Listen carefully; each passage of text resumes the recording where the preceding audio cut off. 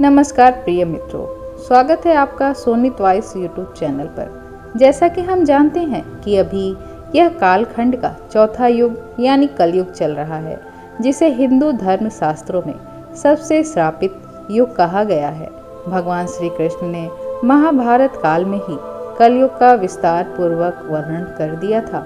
कलयुग में लोग कैसे होंगे, जीवन कैसे व्यतीत होगा, लोगों का व्यवहार एक दूसरे के प्रति कैसा होगा, यह सब उस काल में ही बताया जा चुका था। यहाँ हम बताएंगे भगवान कृष्ण द्वारा द्वापर युग में ही कलयुग के रहस्य के बारे में। प्रिय मित्रों, अगर आपने चैनल को अभी तक सब्सक्राइब नहीं किया है तो कृपया सब्सक्राइब कर ले, लाइक करें, शेयर करें और कमेंट में जय श्री कृष्णा अवश्य लिखें। बात उस समय की है जब पांचों पांडवों को वनवास हो गया था। वनवास जाने से पहले पांडवों ने भगवान श्री कृष्ण से पूछा, हे कृष्ण, अभी यह द्वापर युग का अंत काल चल रहा है, आप हमें बताइए कि आने वाली कलयुग की चाल गति क्या और कैसी होगी। श्री कृष्ण जवाब देते हैं, मैं तुम्हें इसका सीधा सा उत्तर तो नहीं दे सकता, लेकिन हाँ, तुम पांचों भाई वन में जाओ और वन में जो कुछ भी तुम्हें दिखे मुझे आकर बताओ। मैं तुम्हें उसका कलयुग में प्रभाव बताऊंगा। इसके बाद पांचों भाई वन में चले गए। उन्होंने वन में जो देखा वह देखकर आश्चर्यचकित रह गए। आखिर उन्होंने वन में क्या देखा और श्री कृष्ण ने क्या जवाब दिया, यह जानने के लिए वीडियो को अंत तक जरूर देखें और कमेंट में कलयुग के बारे में अपनी राय अवश्य दीजिए। युधिष्ठिर वन में भ्रमण कर रहे थे। उन्होंने एक जगह पर देखा कि एक हाथी के दो सूंड थे। यह देखकर युधिष्ठिर के आश्चर्य का ठिकाना नहीं रहा। अर्जुन दूसरी दिशा में भ्रमण कर रहे थे। कुछ दूर जंगल में जाने पर उन्होंने जो देखा उसे देखकर वह भी आश्चर्यचकित रह गए। वहां पर देखा कि कोई पक्षी है जिसके पंखों के ऊपर वेदों की रचनाएं की हुई हैं और वह पक्षी मुर्दे की मांस खा रहा है। यह दृश्य देखकर अर्जुन को कुछ समझ नहीं आया। दोनों भाई की तरह भीम भी भ्रमण पर थे। उन्होंने जो देखा वह भी आश्चर्यचकित रह गए। उन्होंने देखा कि गाय के एक बछड़े को जन्म दिया, लेकिन जन्म के बाद ही गाय बछड़े को इतना चाट रही थी कि उसका बछड़ा लहूलुहान हो गया है। सहदेव ने भी चौथा आश्चर्य देखा। उन्होंने देखा कि 6-7 कुएं हैं जिसमें पानी है और बीच में एक कुआं खाली है। बीच का कुआं काफी गहरा होते हुए भी उसमें पानी नहीं है। घोर आश्चर्य हुआ, ऐसे कैसे हो सकता है। नकुल भी भ्रमण पर थे और उन्होंने एक आश्चर्यचकित घटना देखी। एक पहाड़ के ऊपर से एक बड़ी सी चट्टान लुढ़कते हुए नीचे आ रही है। वे कितने ही वृक्षों से टकराकर उसको नीचे गिराते हुए वे आगे बढ़ रही थी। विशालकाय वृक्ष भी उसे रोक न सकी। इसके अलावा वह चट्टान किसी अन्य चट्टानों से भी टकराई, फिर भी वह रोक न सकी।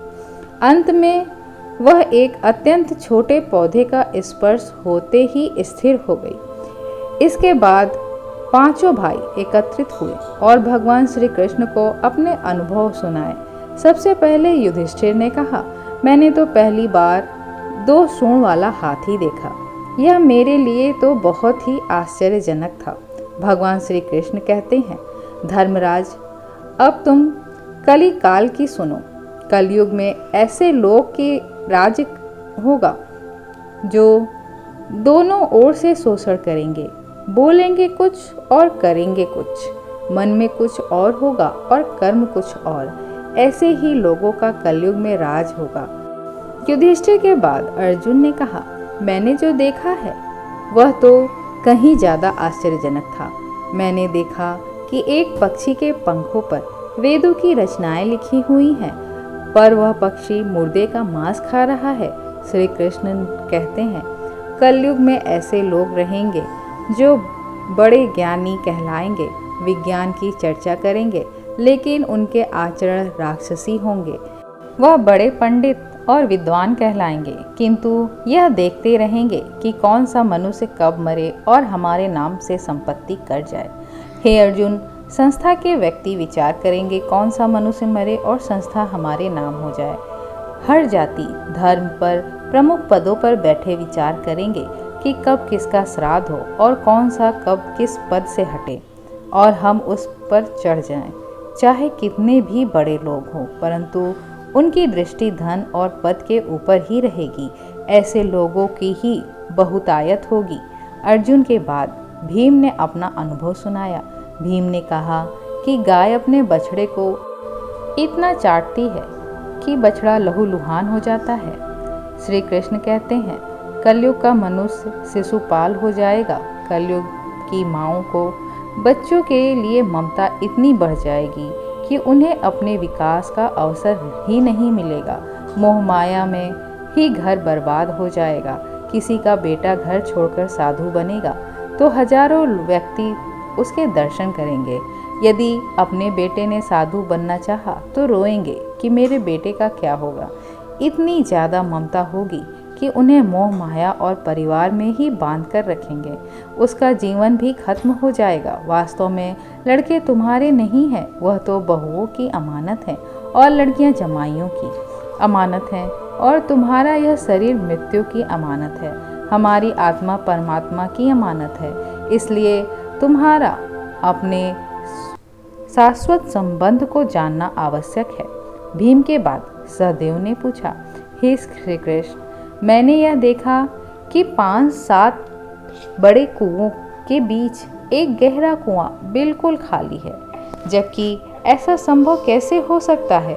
भगवान श्री कृष्ण ने जवाब में कहा, कलयुग में लड़की के विवाह में, मकान के उत्सव में, छोटे बड़े उत्सवों में तो लाखों रुपए खर्च कर देंगे, परंतु पड़ोस में ही यदि कोई भूखा प्यासा मर रहा होगा तो यह नहीं देखेंगे कि उसका पेट भरा है या नहीं।